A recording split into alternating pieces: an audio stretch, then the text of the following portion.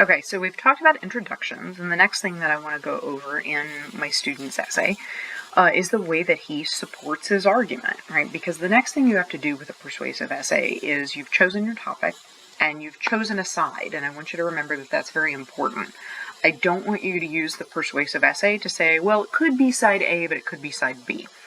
The idea behind persuasion is that you're picking a side, and it's your job as the writer to argue in favor of that side of the debate for your audience. So even if real life you might feel two different ways about a subject, the goal of this particular essay is that you're picking a side and you're supporting that side with evidence. And so that's the next job that Matthew has here. He's presented his idea. He said, I'm going to argue in favor of legalizing marijuana so that it can be used to treat victims with PTSD. And I've given you some key points that I'm going to talk about. So he already has his key points, and key points are the little mini arguments that you're going to use throughout your essay to support your big thesis statement. So your big thesis statement is, here's the side of this argument that I'm taking. I'm going to argue in favor of marijuana treatment for PTSD. And now I'm going to break that argument down into 3 different reasons why I think this is a good idea, or why I agree with this side of the debate. And so that's what you guys are going to do too. You're going to take your big argument and you're going to break it down into 3 reasons why you support that argument. So his first reason is that studies have been conducted and have shown that a large percentage of patients with PTSD received relief from their symptoms by using marijuana. So this is kind of this part highlighted in green. It's kind of like a mini thesis statement. He's going to have to prove that in this paragraph. So that's his topic sentence highlighted in green. It tells me what this paragraph is going to be about. And so all the other pieces of this paragraph are going to be bits of evidence that back up his claim here that studies show marijuana can relieve PTSD. So here he's had to go to an outside source, right? Because he doesn't know off the top of his head what these studies are. He's had to go and look them up. And so what I want you to see is throughout his document, he has these little parenthetical citations, and I'm going to highlight one here for you. So these parenthetical citations show me that this information came from a particular source. So he has a sentence that says patients had the presence of several of the major symptoms in re-experiencing avoidance and hyperarousal of PTSD, and it's these symptoms that were relieved. So he tells me what some of the symptoms are, and he tells me what the marijuana got rid of. But that didn't come from his own brain, right? He got that out of an outside source. And what I want you guys to notice is that this isn't in quotation marks, which means he didn't use the exact words that the source used. Instead, he summarized what he read in his outside source. And that's really important. Even if you read an outside source and you don't take information from that source word for word, you might still have learned something from that source. And so what he does to say, hey, I got this information from somewhere, is to put the name of the authors and the year of the source in parentheses afterwards. So he's showing me this information comes from this source, Taylor and Francis, written in 2014. So I want you guys to see that this essay also gives you an example of one of the ways that you can use parenthetical citations, which is part of your MLA process, learning how to do MLA citations. So he goes on to talk about all the different symptoms that, according to this study, which he found out about in this source, Taylor and Francis, 2014, these are all the different things that were relieved. So that's subpoint number 1.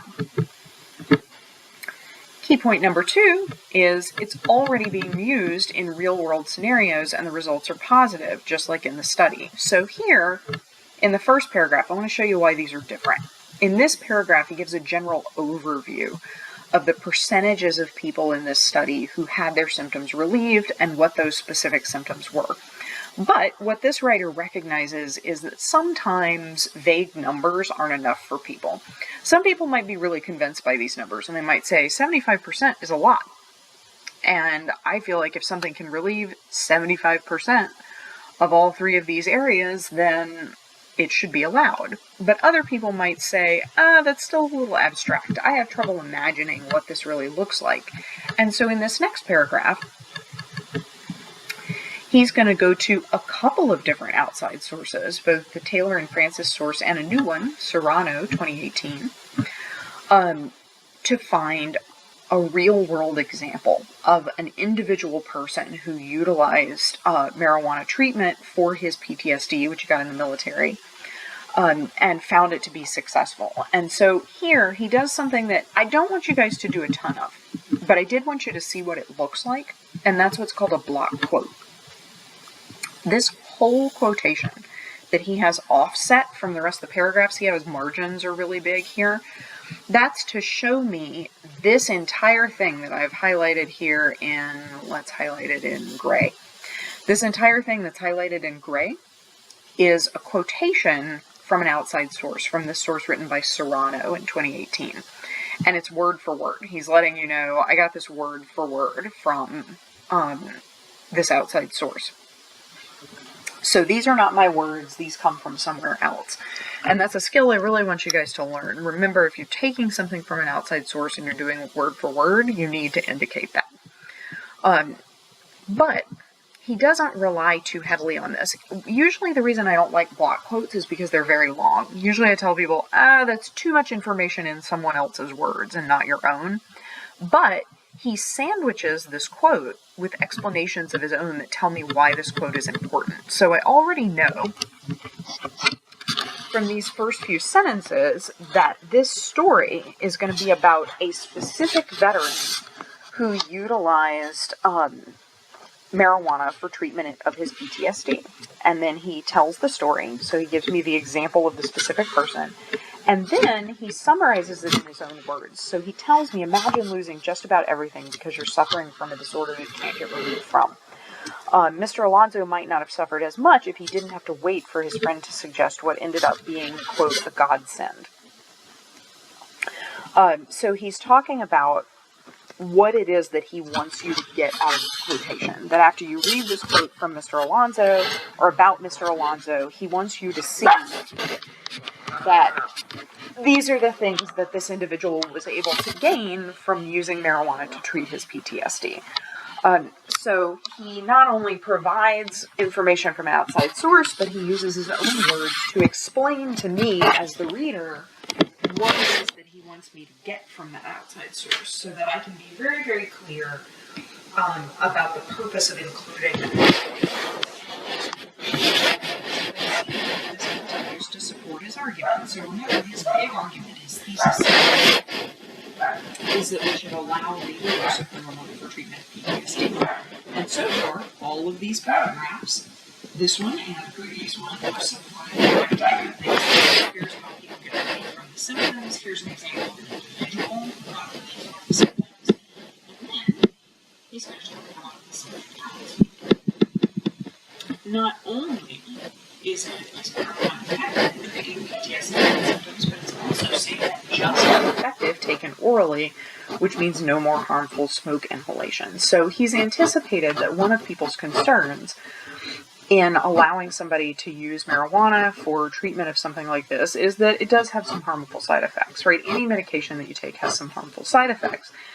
And one of those is that smoke inhalation is not great for you. So we know that cigarette smoking is bad for our lungs, but